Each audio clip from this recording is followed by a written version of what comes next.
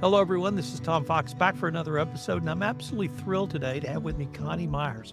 Connie and I met through the C Suite Executive Council, and I asked her if she would come on the pod and talk to us a little bit, which she graciously agreed to do. Connie, first of all, thank you so much for taking the time to visit with us today. I am very honored to be on your podcast, Tom. Thank you so much for having me.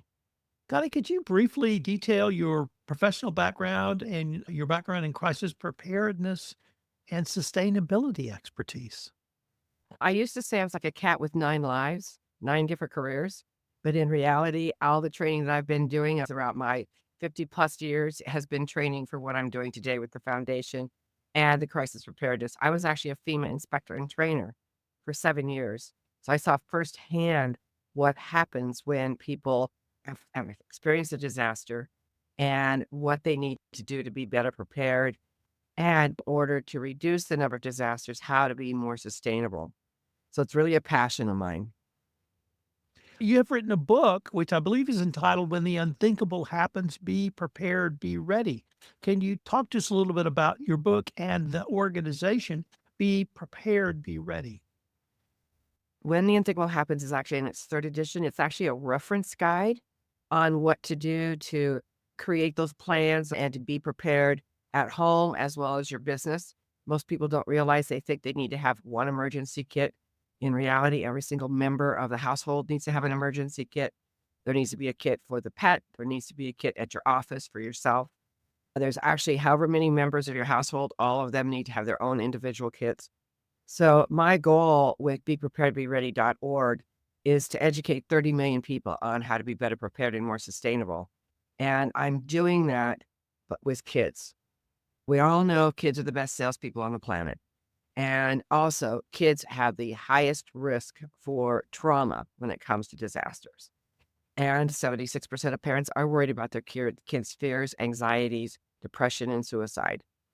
75% of kids are worried about their futures. Where's the planet going to be? Are they going to be able to get a job? Are they going to get shot? Are they going to be bullied? Are they going to have social media?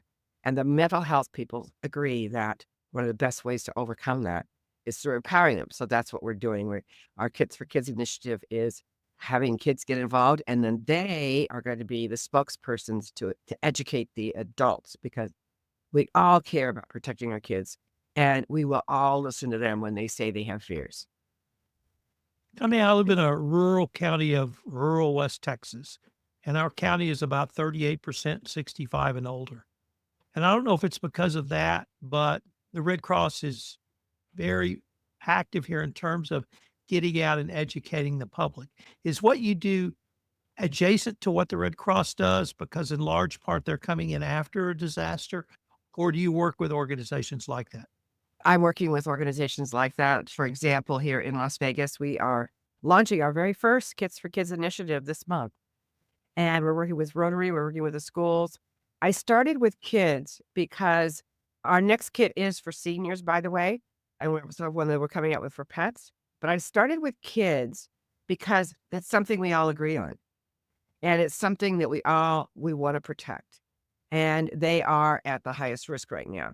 So I started with kids, but it's certainly not just for kids. But the Red Cross does an amazing job. They beat FEMA into a disaster. They are there firsthand, them and the Salvation Army. And I always was admired the work that they do. It's so critically important. And they do a lot of education. I looked around and I saw there was a hole. FEMA has all kinds of education, the Red Cross has all kinds of education, but so many times it has to be from the community up rather than from a big organization down, because each community is different and each community has its own separate needs. There is a program out there that's under FEMA that's called CERT, the Community Emergency Response Teams. Most communities, there's over 600,000 volunteers for the CERT program. If your community doesn't have one and is a good idea to have one, then reach out to me and I'll give you everything you need to know to set it up. It's totally free. There's 17 and a half hours, but then what they do of training, and then what they do is the specific needs for your community. My guess is you've got heat, you've got drought, you've got fires, you've got tornadoes, And then there's probably some risk around. Maybe you've got a train that comes through there that might have be carrying toxic chemicals. They teach you what to do with those things that are not your typical disasters. So I started this because I saw a real need for education and what is the best way to get people to listen. I had a for-profit. And during COVID, I had 38 people come through my training and become CKM advisors. They were adults. And I would send out every month something of interest for their community to be better prepared. Nobody was doing anything. I did the video. All they do is forward the video. I ended up with 38, which is not bad considering it was COVID. But at the same time, they weren't taking it to the next step of implementing it. FEMA calls it preparedness procrastination. They're not going to, the kids, they'll listen to. And so the word is getting out. I spent 2 years interviewing people and talking to people about the kits and whether it was a good idea and whether I was competing with the Red Cross. The answer is no. We are adjacent with them and we support them and we are actually getting support from them. So I was very much intrigued when you opened the podcast by saying something along the lines of everything in your professional background has led you to this moment. Now, for those watching the video of this, their observation of Connie and I will make clear to them that we are both baby boomers. So we've been in the workforce a long time. And so part of that is the maturity level that both you and I have to see those connections and see how me going to law school actually led to you and I talking about preparedness and sustainability today. But could you maybe sort of look back or summarize really that statement, how everything you've done professionally has led you to this moment in time where you can not only see what I'm going to call a market need, but actually step in and fill that market need with the service offering of Kits for Kids. Absolutely. I started out in the insurance business. I had my own insurance offices and I went all the way through that. My husband passed away in 2011 and that was a pivotal moment. My first book, When and Think Will Happen is just the 8th book. The first one was called Crystalline Moments. And crystalline means sparkly or clear, so moments of clarity. And when my husband passed away, I tried to go back to my old job, which was a co-founder of an online education platform. And I couldn't do it. I was going back and all of a sudden I realized the old life I had known was gone. And then I started taking a look at my new life, what that was going to look like. I became a life coach, as a executive coach. I got my certifications and I started asking myself, what does that FEMA stuff that I did for 7 years have to do with anything that I'm doing today? And then in 2019, the California Association of Realtors, which I work very closely with, sent out an email saying, we want a course on disasters. It went live in January of 2020. Little did we know. And that started me. The coaching that I was a co-founder of at the time, it was the largest home inspection network in the country. Back when you had to explain to a realtor what a home inspection was. My education is online education platform. I do a lot of training and education. But it all led to me realizing that there was such a need out there. When we see a disaster and we see there's 2 types of victims. There's the victim that says, oh my God, I've lost everything. I don't know what I'm going to do. And then there's the victim that says, I've lost everything, but I can rebuild. And my goal through the Kits for Kids and through my other training is to show people how they can be that resilient mindset, no matter what the crisis, whether it's a disaster or whether it's a death or whatever it is.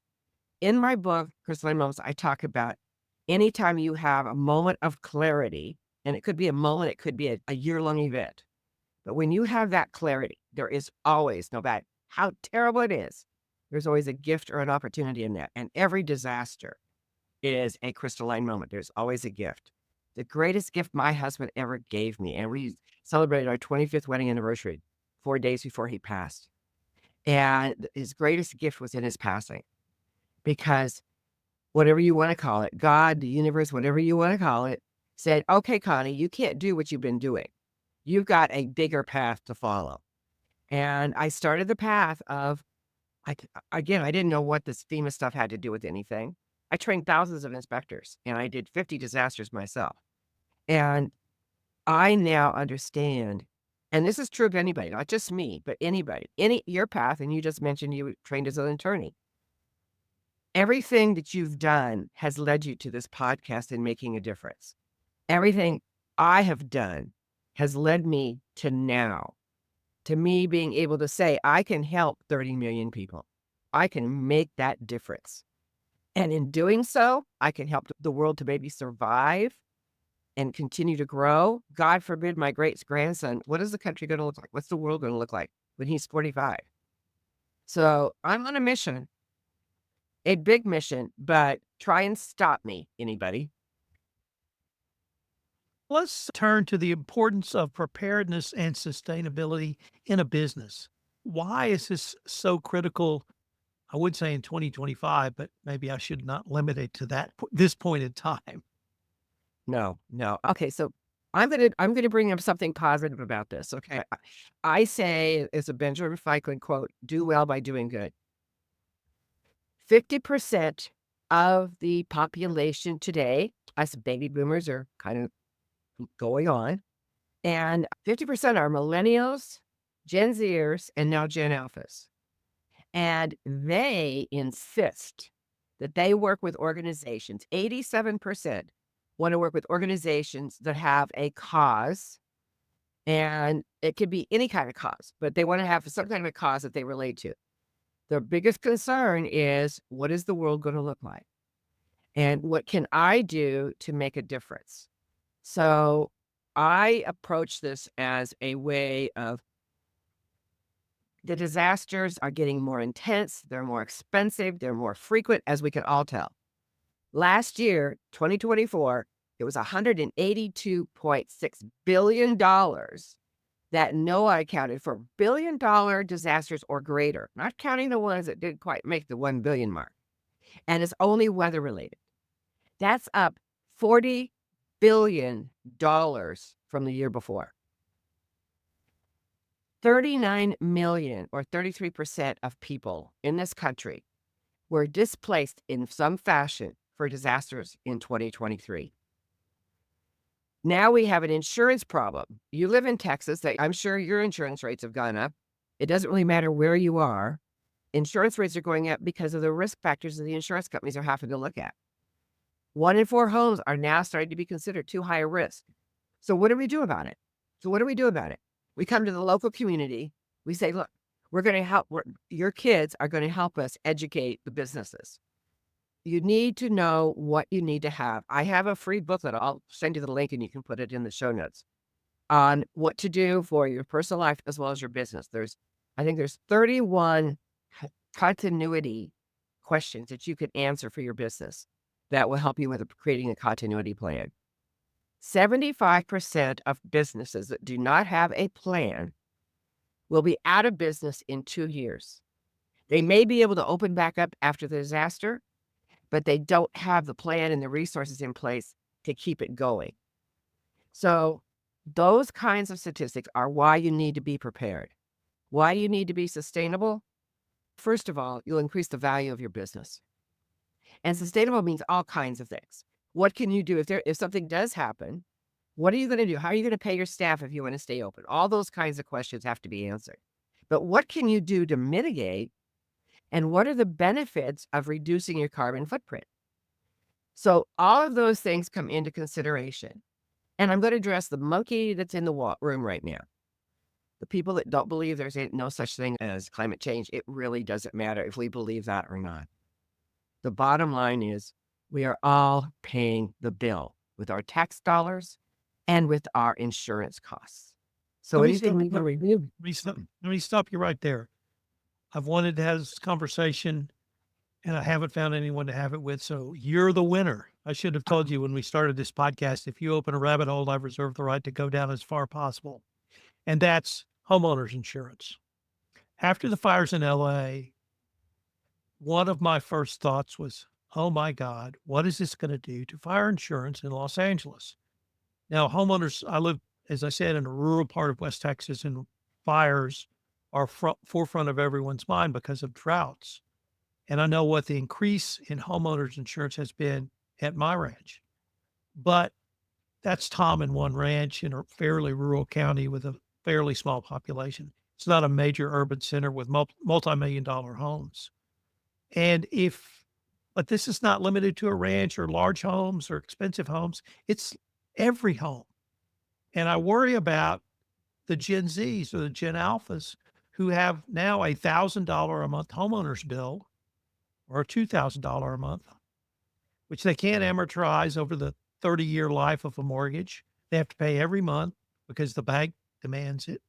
And how can we begin to address, and I worked in the insurance industry as a lawyer, done reinsurance, so I understand all the way up the chain what the costs are and what the risks are. But we have a systemic economic problem that's going to prevent generations of Americans from becoming homeowners. And I haven't been able to have that conversation with anyone focused on insurance. How do we get that message out? I think the best way, let me use Paradise, California as a really good example. In 2018, a fire came through and it wiped out the entire city. And all the insurance companies except one left. Now, the insurance commissioner did come in and say, you can't, after that happened, said you can't leave if there's a disaster and you have insurers. So he had a 3-year window that they had to stick around and figure out how to make this work. The good news is, now this is 2018. We're talking 7, 8 years. And they're just now rebuilding, but they're rebuilding with structures where now the insurance companies are coming back. So the way that we build homes today is, I just came from the National Association of Builders, a conference here in Vegas, and I am blown away with the innovation. I spoke last year at the National Association of Realtors Sustainability Summit. The innovation that is out there, that's what's going to save us, Tom. What's going to save us is these tools that they're making available. And there's simple things you could do. I have a picture of a house in Lahaina. Now, this couple, it was a national home on registry, so they remodeled it. They put a steel roof on, not because they were worried about fire, but because they were worried about sea air. The house was built out of redwood, which is already a fire retardant, and they put on a non-wood deck. Now, they didn't do that because they were worried about fire, and they didn't put this 30 feet of rock around their homes because they were worried about fire. They were worried about termites. But this picture shows this home, and it has a big red roof on it, and the devastation and destruction all around it. What you're going to be seeing in Pacific Palisades and Altadena, and you're already seeing this in Lahaina and all these other areas, are these homes that are now being built. I'm looking, because we're putting together an RV park for senior citizens, or not an RV park, but community. And we're looking at ADUs. We looked at one yesterday. The wood is so beautiful, but it's not wood. It's made out of coffee husks and recycled bottles. There's a 3D printer out of Texas that has a 3D printer the home is entirely made out of recycled bottles. And that's what I'm talking about, innovation.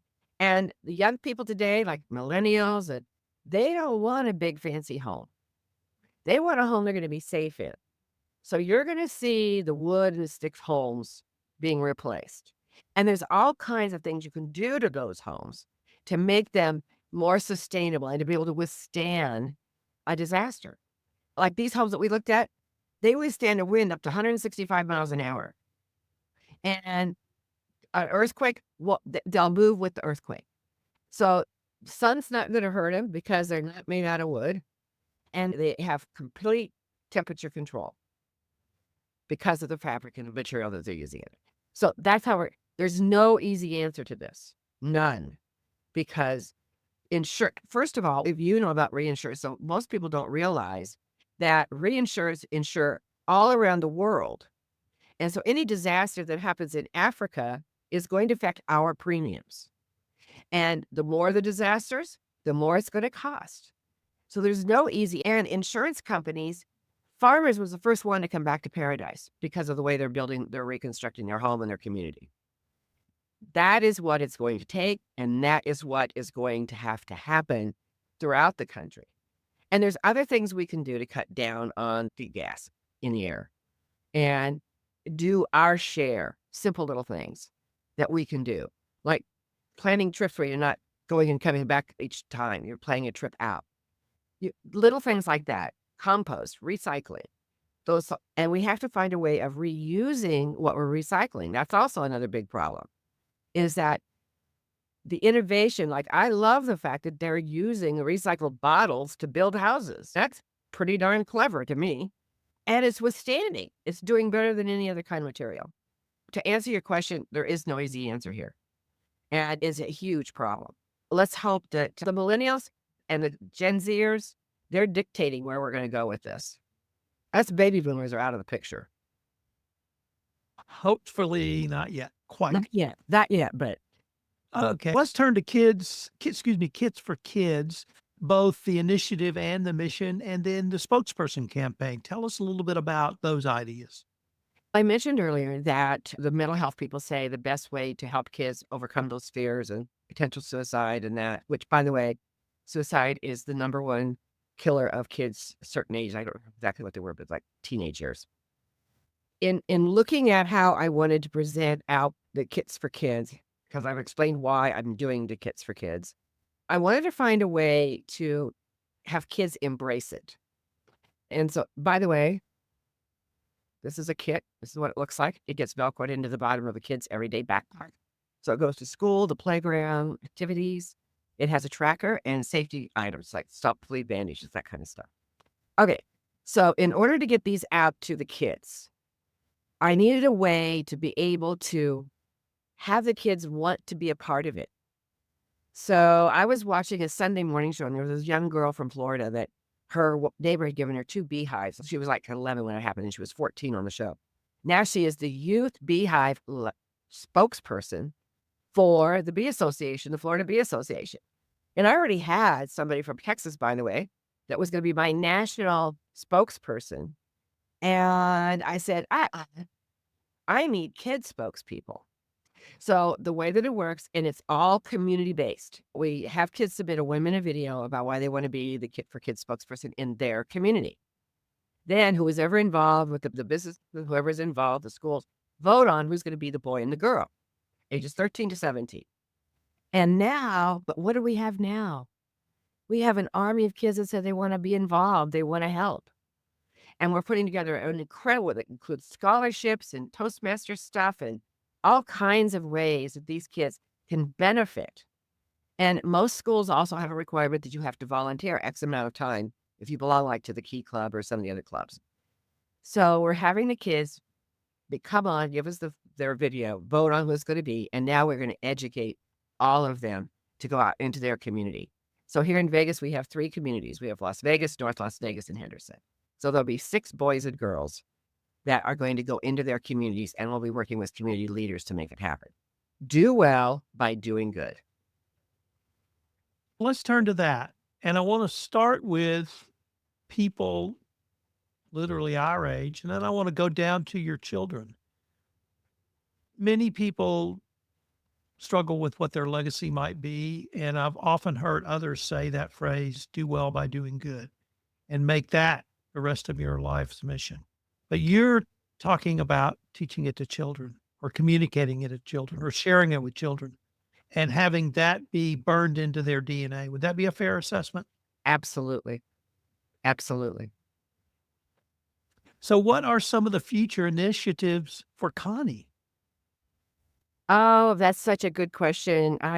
My brother was in town a couple weeks ago, and I was telling him everything was happening with the nonprofit, and he goes, "Why are you doing this? You're 76. Why are you doing this?" And I said, "Because it's my legacy. It's if I can save one person's life, then I feel complete." And so for me, people will tell you, they get tired of me talking about it. I mean, yeah, about the Kids for Kids and why I'm doing what I'm doing. I truly believe that if we, and it's proven out with Crystal Lane Moments was written in 2015. It's in its 3rd edition coming out. Everything I said in that book, I have lived, and other people around me have lived. When something bad happens, there's a gift if you find it, and that is how you move forward, and that's how you do well, is it by giving back. And now the half of the generations of this country are demanding it. So for me, my ultimate goal is not to be running a nonprofit. I have other people that have stepped up that are saying they're going to do it. But right now, I'm it. But this year, by the end of this year, which is part of the reason I want to do this podcast, is I'm going to be speaking and I'm going to be writing, getting the message out. And to me, that's the most important thing is if I go down, if I am 110 and I'm still talking about kits for somebody or something, then I will have lived my life the best I could possibly live it. I don't plan on going anywhere anytime soon. So people are going to have to listen to me. Connie, unfortunately, we are near the end of our time for this episode. But before we leave, I wanted to ask you if any of our listeners wanted to connect with you, find out more about Be Prepared, Be Ready, or buy any of your books, what would be the best place or places for them to go? You can find me all over social media. Connie, and Connie is spelled Coni, Meyers, Meyers. That's usually the biggest obstacle. BePreparedBeReady.org has everything. You can buy the kits. You can make donation. If you make a donation of $25 and you say you want a kit, then I will be more than happy. If you have a group, just reach out to me on, it's just Coni Meyers at Be Prepared, Be Ready, all one word, and reach out to me and I'll be more than happy to talk about the kits for kids or kits for seniors or kits for pets. At just anything I can do to help people do well by doing good, I want to do. Well, Connie, I'm not quite sure what I was expecting in this podcast, but you exceeded it by about 1,000%, whatever it was. I wanted to thank you again, and I'm going to say we will continue this conversation. Thank you, Tom, so much for having me. Please, everybody, go out there and do well by doing good.